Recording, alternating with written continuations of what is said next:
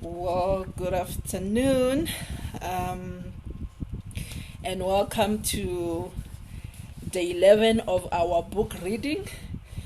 So, before I even continue with my reading, I have to apologize for yesterday. Someone actually confronted me as to why didn't I read yesterday. I needed to be fined. So my thousand apologies. I had a physical challenge, health challenge that I needed to attend to. So I'm really sorry. But it doesn't take away our continuing of reading our book. Today is a very interesting day, actually. Freedom Day. And I was looking at the news. Hi, Subs. I was looking at the news, and one of the headlines was "Lockdown on Freedom Day," and actually got me thinking and reflecting on what we were talking about the previous 2 or 3 days about freedom. And I know and I can feel it as well that physical movement, freedom is Subs, I need to be serious, not now. Physical movement, freedom is important, but what is also important is freedom of our mind. We were reading the previous few days about, if you don't know where your thinking or your behavior is coming from, your thinking is dictated by what society says or what your parents or whoever is telling you to do, and you don't have the freedom to think for yourselves and make your own informed decision, you cannot say that you are free. Hence, I also believe that if we talk about radical economic transformation, we can get all the money, we can get economic emancipation, but if we're not free in the way that we think about making or participating in the economy, therefore we are doomed, please. Therefore we are also doomed. Maybe I should take off my red beret, like it is the center of attention for you guys. But I'm not going to take it off. It's Freedom Day. So I'm just going to continue reading. Hi, Kiani.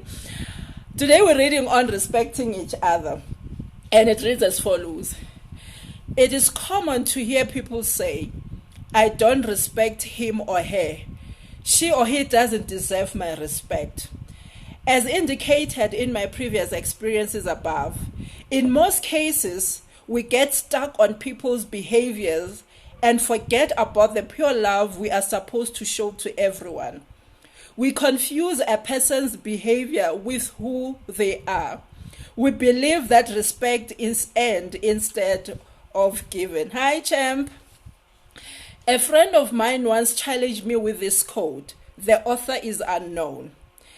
It's a man's job to respect a woman, but it is a woman's job to give him something to respect. I disagreed with the statement the minute I read it. In my argument, I went back to the meaning of words. The first word that I focused on was job. The dictionary defines a job as something or work that you do in order to get payment in return. It is transactional in nature.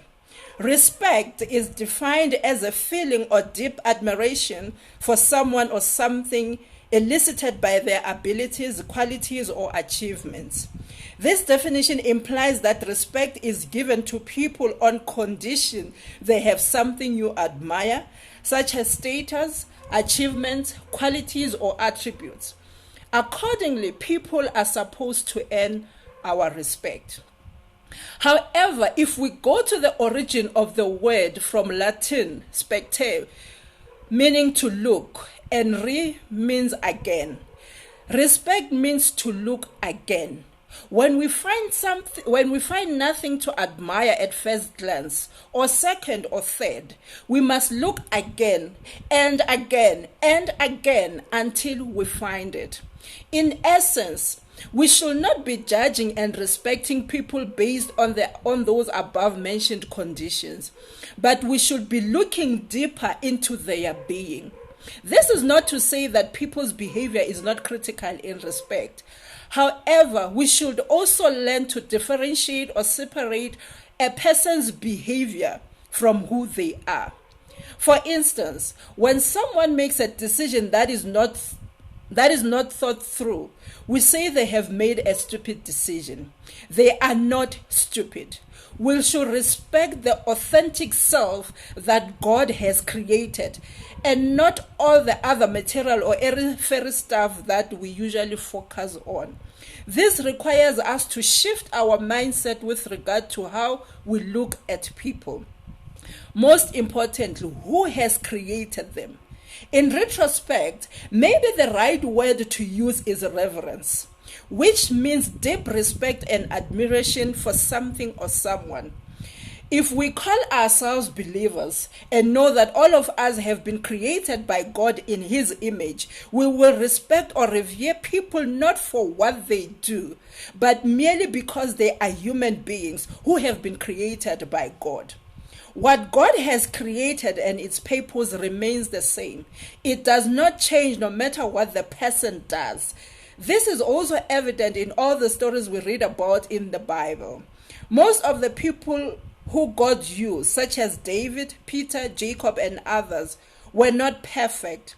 Because He had put a purpose in their lives, God continued to use them with their sins and imperfections. Respecting someone is therefore not a reflection of their character, but a reflection of ours. If we treat someone with disrespect because we think they do not deserve to be respected, what others see is us being disrespectful. So in essence, we are not different from the person of whom we are disrespectful. If we do anything without reverence or deep respect, we are undermining and betraying our divine intelligence and that of the other person. If we view respect as a job, we are lost as a society. It means we expect others to repay us for something that is a moral obligation or duty. Hence, we also look at relationships from a transactional point of view. It is not anyone's job to respect another. It is a moral obligation that is based on the character of the one who respects. On the same vein, it is not a woman's job to give a man something to respect. It is her moral obligation to respect herself and also treat others with respect. A man who fails to treat a woman with respect, irrespective of what the woman does, is just a disrespectful human being. We are challenged to see and treat others with pure love because of who they are and who God has created. If we succeed, then we will be able to acknowledge people's history and backgrounds as they have a lot of influence on how they behave. Okay, the second part talks about we are all tributaries of this great river of pain. In 1986, the late Ray Perry and his band Stimela released a song called Whispers in the Deep. The song speaks of the challenges that people had during the apartheid era in South Africa. It is a song that inspires people to know that even though the nation may be going through a difficult period, there is always hope. The song takes the listener from the valley of death, where the soul reaches for a hand only to be confronted by an amputated arm. One of the verses says, "We are tributaries of this great river of pain, flowing into one ocean. There is only one ocean, all our pains flowing into it, but it did spill over to the wonders of love, into one nation of love, before we recognize that all oceans are one." In my work with leaders and their teams, either doing one-on-one or team coaching, I can safely say that we all have our stuff to deal with. People come from different backgrounds. Some individuals have experienced hurt, pain, deception, and betrayal at an early age. Most leaders in South Africa grew up during the apartheid era, where they suffered from discrimination or witnessed their parents and loved ones being reduced to positions of beggars in their own country. Their dignity was taken away from them. Other leaders did not grow up in supportive family structures, as their parents were fighting just to make ends meet. Most black children practically brought themselves up whilst their parents were taking care of and bringing up their bosses' children. They are therefore filled with underlying hate and mistrust. Some of these people hold positions of power within organizations. Okay, so I'm going to jump this part. If you want to know more, you're going to have to buy the book, and I'm going to read the last part of Tributaries of Pain. It is no wonder that we have a lot of teams that are not functioning optimally. They are made up of people who come with baggage. Organizations do not spend time understanding these dynamics. In his book, Attuned Leadership, Roel Khoza refers to this concept as personhood. He defines it as something that has to do with the family, neighbors, associates at play and work, the whole surrounding society, the nation, and ultimately humanity. All these things influence and contribute to what we bring into an organization. We cannot ignore them. Even though some of these influences can be bad, there are individuals such as Nelson Mandela and Desmond Tutu who were able to rise above their experiences and make a positive contribution to society. It becomes the responsibility of each individual to heal themselves so that they can be able to bring their best into the team and the organization. Unfortunately, some leaders exacerbate the situation. They have employees who have had negative experiences in their lives and find it hard to trust. Instead of helping them to heal and teach them to trust again, some of these leaders can be the devil incarnate. This can be caused by the fact that they are also hurting and do not have the personal insight to see and understand their thoughts, feelings, and behaviors, as well as how these affect their team members. Leaders who do not have personal insight find it difficult to maintain good relationships with others. They have a lot of blind spots and are not receptive to feedback. They are the biggest contributing factor to employee disengagement. They may have great technical skills, but the lack of personal mastery renders them unable to lead. They may be great managers, but bad leaders. As tributaries of the great river of pain, people also carry their baggage into relationships. Couples who come together with their individual baggage without healing first can also cause relationships to be toxic. Hence, most people who have gone through divorces repeat the same mistakes. Some people never take the time to learn from their previous relationships. They just blame the other party, fail to take responsibility, and move on to the next relationship with the same mindset that destroyed the previous relationship. Personally, I am petrified of the pain that is associated with heartbreaks and breakups. Hence, after my divorce, I stayed away from any committed relationship. I would always be amazed by people who would break up today and within a few months they're in another relationship. After some time you hear that they are married. I would envy them their bravery, but will not even attempt to try again. One thing that I was always aware was that running away from relationships will not solve my problems. If I ever wanted to heal, I needed to go back into the game of love and life. Not only did I want to be healed, I wanted to be whole. Most importantly, I believe that relationships are the birthplace of knowing ourselves and growth. I decided to embark on a journey of self-discovery so that if God ever blessed me with another relationship, I will not make the same mistakes I had made in my first marriage. I realized that it was important to build my inner person before I could attempt to build another home with someone new. I then began to ask myself questions which I believe every single person should ask themselves before getting involved in a serious relationship or getting married. What is my purpose in life? What do I want in a relationship?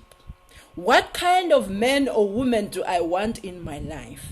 What kind of partner do I want to be? Is the person I am looking for also looking for a person like me? How do I attract such a person? Okay, I will stop here for today, and I think I've read for quite a long time. But two things that I want to raise that are, just for you to understand my train of thought when I was writing the book. The first thing is about respect. Look, guys, I know a lot of people don't necessarily agree with me. A lot of people believe that, for those of you who have the textbook, we're on page 77. Thanks, Elsie. Most people believe that you have to earn respect. I believe differently. I believe that you give people respect, not because they have done anything, but just because they are human beings. If you believe, and I believe, that we are made in the image of God, the image of God being the characteristics, the divine characteristics within us that we were born with. Therefore, you believe that each and every person, including yourself, have got those characteristics. You see those characteristics in you, and therefore you'll be able to see those characteristics in another person. Therefore, you don't respect what they do, but you respect who they are. And in turn, you also respect their creator. So, for example, if in most cases we've got leaders, managers, or bosses that we think, you know what, I cannot respect that person because they have done 1, 2, 3, 4, 5, 6. Or you are married to an abuser, someone who doesn't take care of you, doesn't take care of the kids. My question is, because they do not play the role that God has put them in, does it change that they are in that role? It doesn't change the fact that they are your husband, they are your wife. They still remain that. Their behavior might be somehow different, but it doesn't change the fact that God has put them in that position. And it is it is not their duty to do whatever. It is your duty to respect that as a human being. Think about if you are married to an abuser, and I see this happening a lot of times, and I hear it from a lot of people saying that, yeah, he doesn't deserve my respect. And you also hear men saying, that they don't want to be loved, they want to be respected. But then when you go deeper into understanding what they're saying, how do you love someone? How do you respect someone you don't love? So it is a different way of loving them by showing them respect. Now, if you don't show a person respect, it is not a reflection of who they are, but it is a reflection of your own character. So if you have a husband or a wife who in your mind doesn't deserve to be respected, and then you disrespect them, you call them names, you shout at them, you undermine them, and in most cases when we do that in front of people. We do that in front of our children. What exactly are we saying to the people who are watching us? Because as much as in our own eyes, we think that this person doesn't deserve to be respected. But in turn, our behavior also shows that we don't deserve to be respected. Because in our mind, we are saying that each and every person must earn respect. How do you deal with people who continuously disrespect you, even though you show them respect? So the question is, do you have respect for yourself? If you have respect for yourself, you continue treating them as human beings. And I think maybe it's the how we do it. Because sometimes I think we mistake respect to, for lack of a better word, being stupid, or where people now start to walk on you. You can be assertive in a very respectful manner. And I'm glad you raised that question, Subs, because another thing that we also need to be clear, but more especially in relationships, and I'm talking from personal experience right now, there are certain words that we assume that everybody understands. For example, now we're talking about respect. I assume that you understand what respect is, and you also assume that I understand what respect is. Hi, June. But the fact is, the way I behave might not necessarily be a way that you think it's respectful towards you.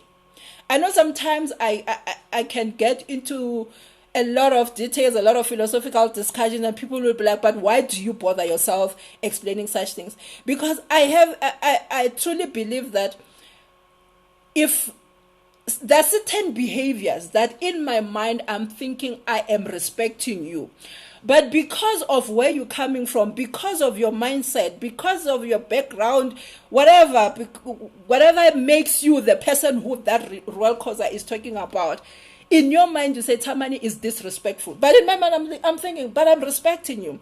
Hence, in most cases I ask people, so if you say I must respect you, what behavior are you expecting from me? And I think those are some of the discussions that we should have.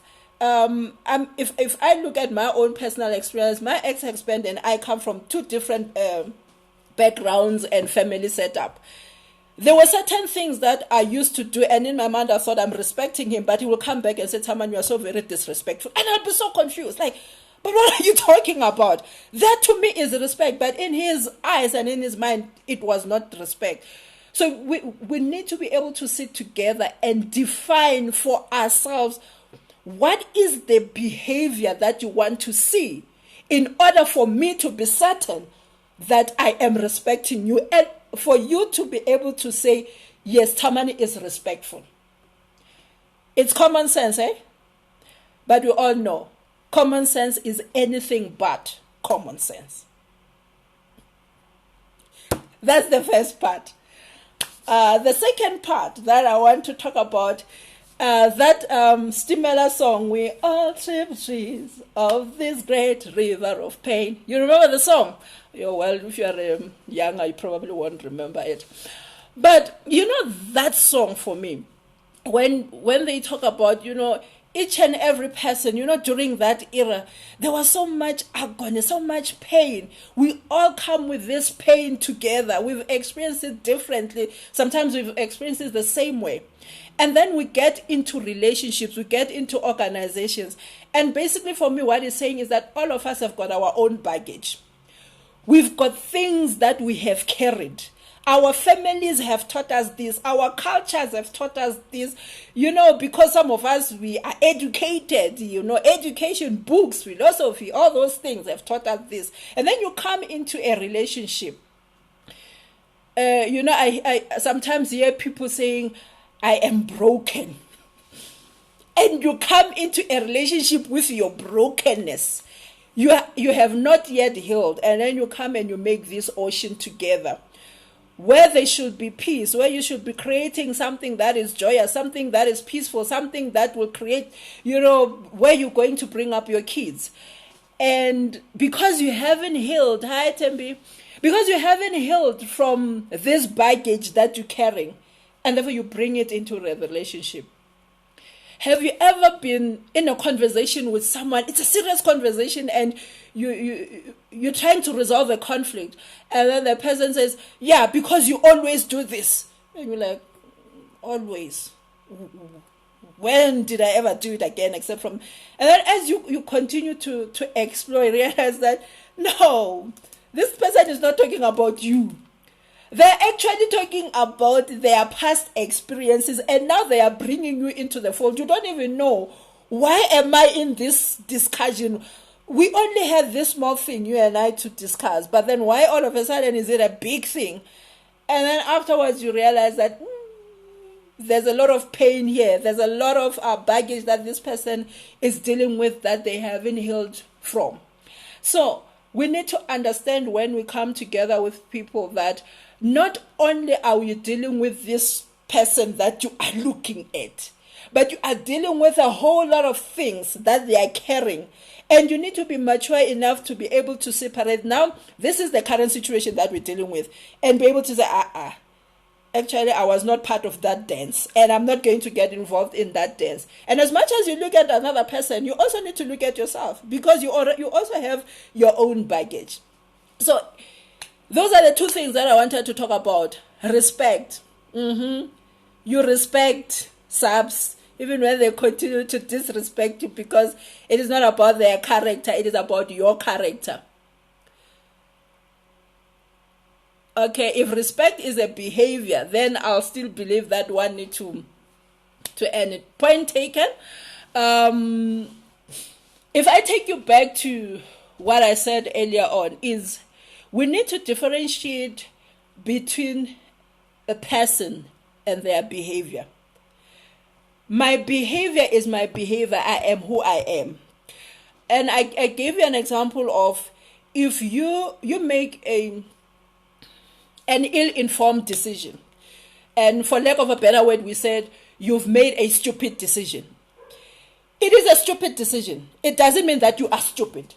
Because the moment you say I am stupid, it means all the decisions that you have made, the decision that you've made today nullifies all the decisions that you have made. You might have made the best decision, 10, 1,500 good decisions, but then you make one stupid decision and then we say you are stupid. Therefore, it means now we're combining your behavior with who you are, and now we're labeling you. Hence, I'm saying that you need to differentiate. A human being is a human being. Behavior is behavior. I hope I am making sense. But and it is important even when we give people feedback. It is important even in more especially in relationships. We have this tendency of saying, you never do this, you are always like this, you're always like this, and then we attach a person's behavior to who they are. A person evolves. You know, Brenda Fassie says, a person evolves on a daily basis. What you see of me today, I might go back and read something, encounter something, and tomorrow when you talk to me, I've evolved in that topic. So whether you're still judging me about what I said yesterday, you're still saying I'm stupid because of what I did yesterday. But today I'm somebody else. I have evolved. I have grown. So when you label someone that they are stupid or they need to earn your respect, you are saying that they don't grow. They don't evolve. That behavior is still attached to them forever. And that is not true. And if you don't respect them because of their behavior, what is it that you're doing? You're also disrespecting them. What does it say about you? Because respect is not about what that person does. It's about you as a human being, your own character. If you disrespect someone because they have to do something to prove themselves to you. My daughter this morning said something funny as we were talking about this. So we have our family meetings before we come in and do this. I'm just the face. And she said, it's funny when somebody says they don't respect someone because of what they do. It means they also need to earn that respect. So there's no one who's prepared to give the other respect. We all have to work for the respect. So who's going to respect who? And I thought, wow, that's quite deep. I need to think about it. So yeah, it takes a while to, just to absorb. And I'm not saying this is my truth. This is my opinion. This is how, after I've read, after I've seen, after I've done a whole lot of things, I've come to this conclusion. So thank you for bringing that up, Zach.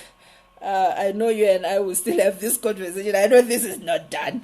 But on that note, guys, those were the two things that I needed to raise: respect and understanding the baggage that each and every person has, and respect it. So, on that note, if you still need the book, inbox me and we'll make the book available to you. Enjoy the rest of your Freedom Day, and please continue emancipating yourself from mental slavery so that you can enjoy the freedom that we have been given. Take care. Bye.